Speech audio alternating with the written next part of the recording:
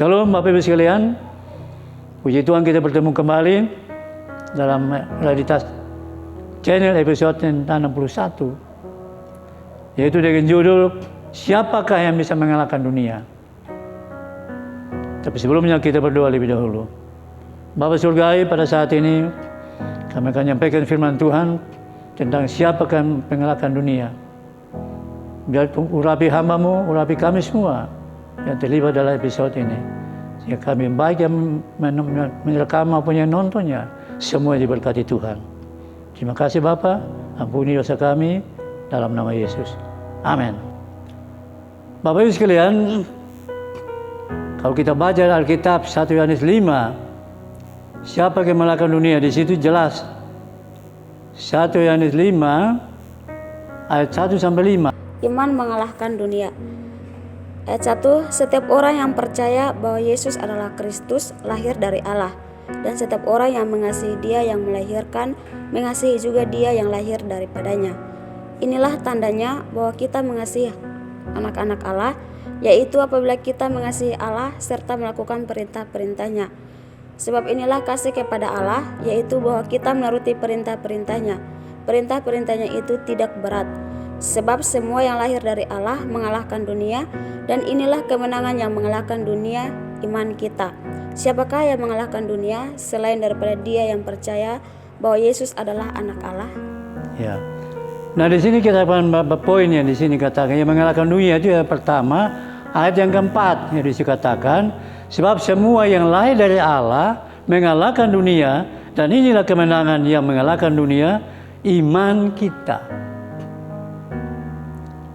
Jadi mengalahkan dunia adalah orang yang sudah bertobat, percaya Yesus, bertobat, dibaptis lahir baru, itu mengalahkan dunia. Ya. Ya. Yang lahir baru lahir adalah oleh Roh Kudus. Jadi kita manusia terdiri roh, jiwa dan tubuh. Ketika kita bertobat lahir baru, roh kita yang dilahirkan kembali. Ya. Sehingga kita menjadi mengalahkan dunia. Itu orang yang mengalahkan dunia. Ya. Yang kedua yaitu orang mengalahkan dunia itu iman. Iman kita. Apa itu iman? Iman adalah dasar dari segala sesuatu yang kita harapkan dan bukti dari segala sesuatu yang tidak kita lihat. Di dalam Ibrani 11 ayat 1. Dari situ kita bisa baca pahlawan-pahlawan iman itu dari Ibrani 11 itu.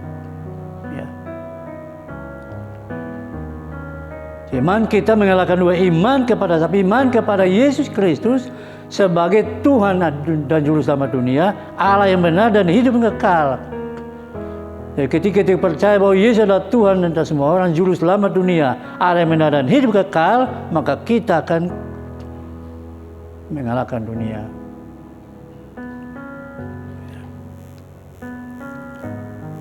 Berikutnya yang dikatakan ayat 5. Siapakah yang mengalahkan dunia selain daripada dia yang percaya bahwa Yesus adalah anak Allah?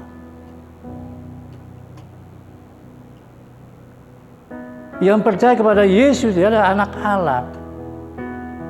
Anak Allah berarti bukan Allah punya anak, tapi sebagai manusia Allah turun ke dalam dunia, lahir menjadi manusia melalui perawan Maria, kemudian melayani, menderita, mati di kayu salib, dikuburkan tapi bangkit kembali ke surga. Waktu sebagai manusia dia menderita, mati. Iblis menjadi pemenang, tapi ketika Yesus bangkit dari orang mati, maka dia sebagai pemenang. Dia mengalahkan dunia, dosa, iblis dan maut. Ketika Yesus bangkit dari antara orang mati, maka dia sebagai pemenang karena dia telah mengalahkan dosa dan maut. Ya, itu. Ya. Dan yang berikutnya, siapa yang mengalahkan dunia itu? Yaitu bagi para pemenang. Siapa yang pemenang itu? Kita lihat di dalam Wahyu 2 ayat 7. Siapa bertelinga hendaklah ia mendengarkan apa yang dikatakan Roh kepada jemaat-jemaat. Barang siapa menang, dia akan kuberi makan dari pohon kehidupan yang ada di taman Firdaus Allah. Siapa bertelinga, hendaklah ia mendengarkan apa yang dikatakan Roh kepada jemaat-jemaat. Barang siapa menang, ia tidak akan menderita apa-apa oleh kematian yang kedua. Siapa bertelinga, hendaklah ia mendengarkan apa yang dikatakan Roh kepada jemaat-jemaat. Barang siapa menang, kepadanya akan kuberikan dari mana yang tersembunyi, dan aku akan mengaruniakan kepadanya batu putih yang di atasnya tertulis nama baru yang tidak diketahui oleh siapapun selain oleh yang menerimanya. Dan barang siapa menang dan melakukan pekerjaanku sampai kesudahannya, kepadanya akan kukaruniakan kuasa atas bangsa-bangsa. Barang siapa menang, ia akan dikenakan pakaian putih yang demikian.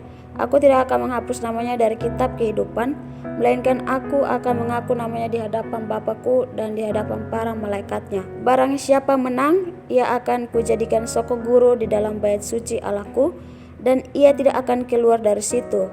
Dan padanya akan kutuliskan nama Allahku, nama kota Allahku, yaitu Yerusalem baru yang turun dari surga dari Allahku, dan namaku yang baru. Barang siapa menang, ia akan kududukan bersama-sama dengan aku di atas tahtaku, sebagaimana aku pun telah menang dan duduk bersama-sama dengan Bapakku di atas tahtanya. Barang siapa menang, ia akan memperoleh semuanya ini, dan aku akan menjadi Allahnya, dan ia akan menjadi anakku. Jadi para pemenang inilah yang mengalahkan dunia. Karena kalau nggak salah di situ ada 7 kali pemenang. Itu jelas di situ. Ya. Dan siapa yang berikutnya, siapa yang mengalahkan dunia? Yaitu orang yang telah lahir baru. Orang yang lahir baru tidak berbuat dosa lagi. Orang yang sudah percaya Yesus, bertobat, dibaptis lahir baru, dia tidak melakukan dosa lagi. Karena ada benih ilahi di dalam dirinya. 1 Yohanes 3 ayat 6 dan 9. Karena itu setiap orang yang tetap berada di dalam Dia tidak berbuat dosa lagi. Setiap orang yang tetap berbuat dosa tidak melihat dan tidak mengenal Dia. Anak-anakku, janganlah membiarkan seorang pun menyesatkan kamu. Barang siapa yang berbuat kebenaran adalah benar, sama seperti Kristus adalah benar. Barang siapa yang berbuat dosa berasal dari iblis, sebab iblis berbuat dosa dari mulanya. Untuk inilah anak Allah menyatakan dirinya, yaitu supaya ia membinasakan perbuatan-perbuatan iblis itu. Setiap orang yang lahir dari Allah tidak berbuat dosa lagi, sebab benih ilahi tetap di dalam dia, dan ia tidak dapat berbuat dosa karena ia lahir dari Allah. Barang siapa yang lahir dari Allah tidak berbuat dosa lagi. Yang maksudnya dia berbuat dosa lagi, artinya dia tidak melakukan dosa yang terus-menerus. Dia tahu itu kebenaran, tapi dia masih melakukan dosa yang terus-menerus. Dosa yang sama, tapi dia lakukan terus. Ibarat kalau domba itu dia masuk ke dalam lumpur, dia keluar lagi, dia dibersihkan. Tapi kalau babi, dia masuk ke dalam kubangan, dia terus menanam di situ, di dalam lumpur itu. Begitu juga orang berdosa, terus menerus ya seperti babi itu, yang masuk dalam lumpur dan dia terendam di situ dan keluar lagi. Itu dosa yang terus menerus dia lakukan. Nah, jadi orang yang telah lahir baru, yang lahir oleh Roh Kudus, tidak akan berbuat dosa lagi. Karena benih ilahi ada dalam dirinya. Apa benih ilahi? Yaitu firman Allah. Dan Roh Kudus ada dalam dirinya. Manusia terdiri dari roh, jiwa, dan tubuh. Ketika dia bertobat lahir baru, rohnya dilahirkan kembali. Yaitu Yohanes 3 ayat 1 sampai 6. Itu Nikodemus datang pada malam-malam kepada Yesus. Dan siapakah yang diselamatkan? Yesus katakannya, kalau engkau tidak lahir baru, tidak bisa selamat. Maka Nikodemus bilang, saya sudah tua begini, bagaimana saya bisa lahir kembali? Apa masuk kembali rahim ibu saya? Ya, ini masuk yang lahir kembali, rohnya yang dilahirkan kembali oleh Roh Kudus. Titus 3 ayat 5. Lahir baru oleh Roh Kudus. Jadi orang lahir baru pertama oleh Roh Kudus, yang kedua lahir baru oleh firman Allah. Yaitu 1 Petrus 1 ayat 3 dan 23. 1 Petrus 1, orang lahir baru oleh kebangkitan Kristus. Petrus 1 ayat 23, orang lahir baru oleh firman Allah.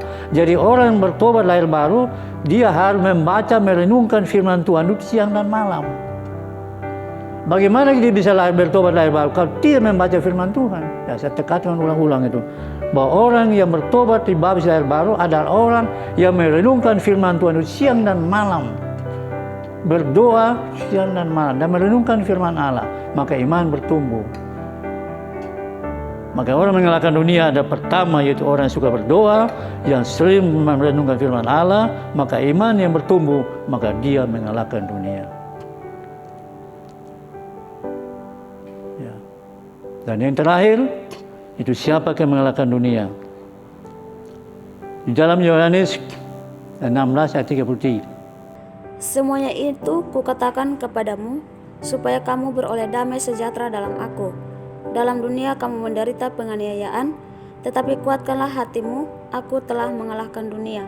Ya, jadi yang mengalahkan dunia itulah Yesus sendiri.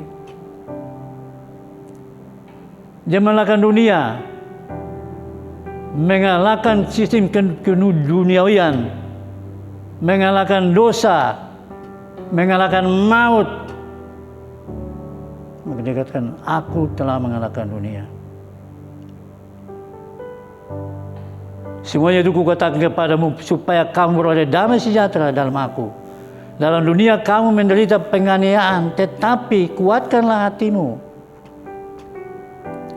Aku telah mengalahkan dunia. Ini. Jadi Yesus mengalahkan dunia karena dia mengalami penganiayaan.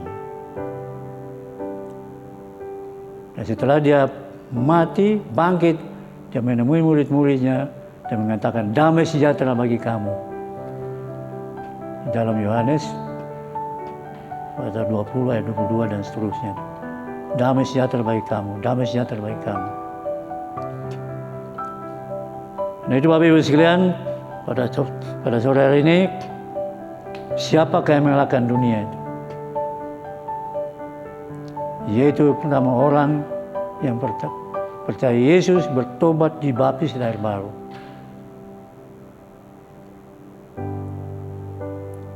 Kedua, orang mengalahkan dunia. Yang mengalahkan dunia adalah iman kita. Iman adalah segala sesuatu yang kita harapkan, bukti segala sesuatu yang kita tidak lihat. Itu Ibrani 11 ayat 1. Iman artinya kita percaya pada Yesus Kristus sebagai Tuhan dan Juru Selamat dunia, Allah yang benar dan hidup kekal. Jadi bukan kita hanya percaya saja. Kalau hanya percaya dengan mulut, setan pun bisa berbicara. Percaya Yesus, tapi dia tidak melakukan firman Allah. Yakobus 2 ayat 19. Ya. Tapi iman yang sempurna, yaitu iman yang dengan yakin dalam hati dan mulutnya, dengan mulut dan yakin dalam hati bahwa Yesus adalah Tuhan dan Juru Selamat dunia. Itulah iman. Di dalam Roma 10 ayat 9 sampai 11. Sebab jika kamu mengaku dengan mulutmu bahwa Yesus adalah Tuhan dan percaya dalam hatimu bahwa Allah telah membangkitkan Dia dari antara orang mati, maka kamu akan diselamatkan. Karena dengan hati orang percaya dan dibenarkan, dan dengan mulut orang mengaku dan diselamatkan. Ya. Jadi mengaku dengan mulut dan yakin dalam hati bahwa Yesus adalah Tuhan. Itulah iman. Orang yang mengaku dengan mulut, yakin dalam hati bahwa Yesus adalah Tuhan, yang mengalahkan iman, mengalahkan dunia. Ya. Dan yang ketiga, orang yang lahir dari Allah tidak berbuat dosa lagi. Orang lahir dari Allah itu orang percaya Yesus, bertobat, dibaptis lahir baru oleh Roh Kudus. Dia tidak melakukan dosa lagi. Jadi maksudnya tidak melakukan dosa lagi itu tidak melakukan dosa yang sama terus menerus. Itu. Karena ada bini ilahi dalam dirinya. Apa bini ilahi itu? Ya, firman Tuhan ada dalam dirinya. Bini ilahi dalam dirinya itu Roh Kudus yang ada dalam dirinya. sehingga dia tidak berbuat dosa lagi. Maka dia menjadi pemenang atau menang atas dunia. Dan yang mengalahkan dunia adalah para pemenang yang tadi disebutkan tadi, Wahyu 2 ayat 11, Wahyu 2 ayat 17, Wahyu 2 ayat 26, Wahyu 3 ayat 5, Wahyu 3 ayat 12, Wahyu 3 ayat 21, Wahyu 21 ayat 7. Para pemenang-pemenang itu yang mengalahkan dunia. Dan yang terakhir, siapakah yang mengalahkan dunia? Yesus Kristus sendiri mengatakan, aku telah mengalahkan dunia. Itu apa? Dia adalah Allah, tapi dia turun ke dalam dunia menjadi manusia, melayani, menderita, mati di kayu salib, dikuburkan. Dia melaksanakan karya penyelamatan Allah. Itu lahir sampai mati, dikuburkan, tapi bangkit kembali. Pada waktu dia sebagai manusia, dia menderita, mati di kayu salib, dia sebagai manusia. Tetapi ketika dia bangkit dari antara orang mati, dia menjadi manusia Allah. Dan dia menjadi pemenang, dan dia mengalahkan dunia. Nah itu Bapak Ibu sekalian, firman Tuhan pada hari ini. Dan biarlah kita sebagai orang percaya kepada Yesus bukan hanya percaya dengan mulut, tapi percaya dengan mulut dan yakin dalam hati bahwa Yesus adalah Tuhan atas semua orang. Yesus juru selamat dunia, Yesus Allah yang benar dan hidup kekal.